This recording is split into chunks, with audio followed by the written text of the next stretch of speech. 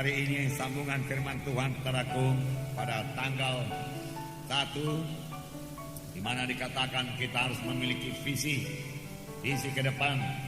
Visi itu harus jelas, visi itu terang, sehingga hidup dalam hati kita. Kita rindu memilikinya, hingga seolah-olah sudah kita kandung, sudah jahit dalam hidup kita. Maka Tuhan akan membawanya menjadi kenyataan. Dalam segala sesuatu yang sudah dikandung pasti dilahirkan. Seperti seorang ibu yang sudah mengandung, dia mesti melahirkan. Demikian kalau kita mengandung, saudaraku, janji-janji Tuhan di dalam hidup kita, yang berarti kita sangat merindukannya, dan kita percaya penuh jahit dalam hidup kita. Kita bayangkan siang dan malam, hidup dalam hati kita siang dan malam, maka Tuhan akan membawanya menjadi kenyataan. Karena ada kuasa dalam iman. Karena iman itu berdasar pada firman Tuhan. Itu sebabnya saudaraku, visi kita itu juga bukanlah ambisi pribadi kita. Bukan, saudaraku.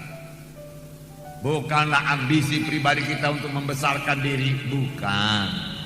Tetapi sebagaimana dikatakan firman Tuhan itu saudara, Roh Kuduslah yang memberikan penglihatan.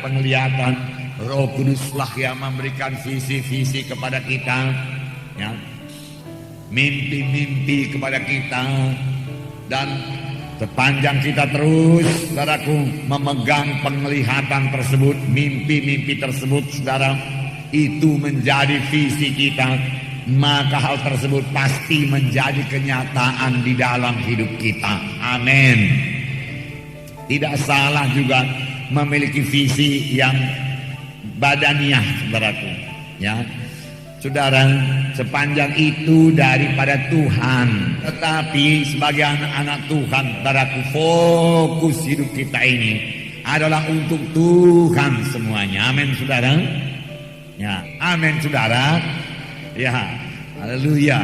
Ya, jadi fokus hidup kita ini yang terutama kita pikirkan, yaitu pekerjaan Tuhan. Kita sampai kepada maksud Tuhan. Terlebih-lebih lagi saudara kita ini yang sudah hidup pada akhir zaman ini, di mana hari-hari kedatangan Tuhan sudah begitu hampir. Jadi kita sudah hidup pada akhir zaman. Saudaraku, biarlah kita lebih intim kepada Tuhan, lebih dekat kepada Tuhan, saudaraku. Sebab dengan lebih intim kepada Tuhan itu kita bersekutu dengan Tuhan, kita dengar suara Tuhan. Disitulah kita beroleh visi daripada Tuhan.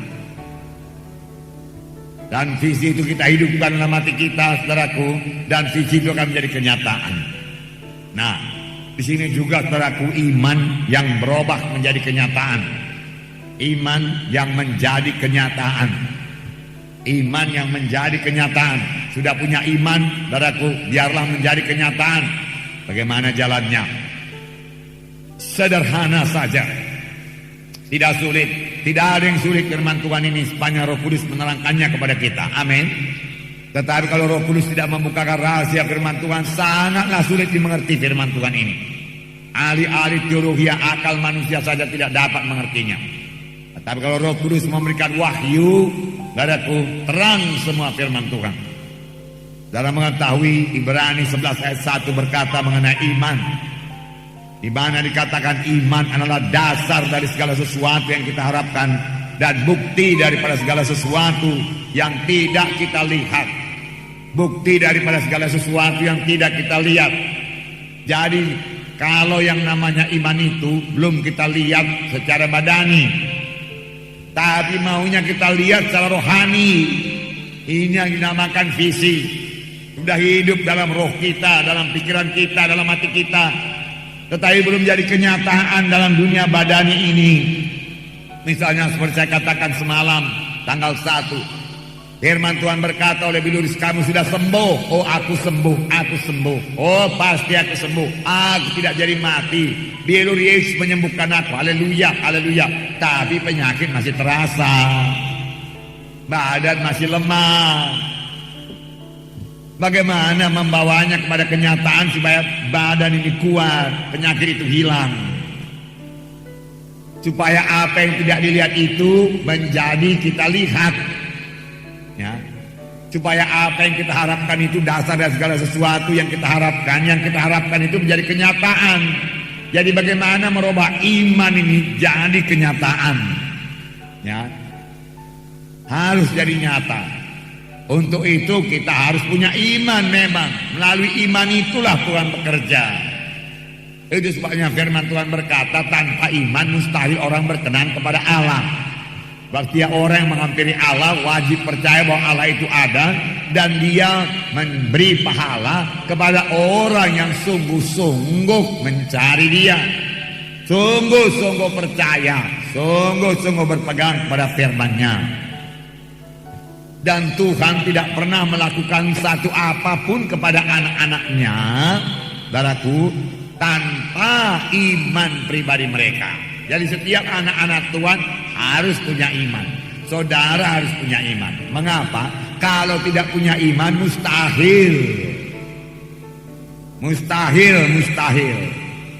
Mustahil dapat berkat Tuhan kalau tidak punya iman. Mustahil saudaraku dapat kesembuhan kalau tidak punya iman. Harus punya iman. Oh, semalam Pak Munti berkata, tidak pun punya iman kalau karunia mujizat berlaku, saudaraku, ya, maka didoakan sembuh. Saudara barangkali yang tidak punya iman, hamba Tuhannya punya iman. Amin, saudara. Jadi harus ada iman. Amin.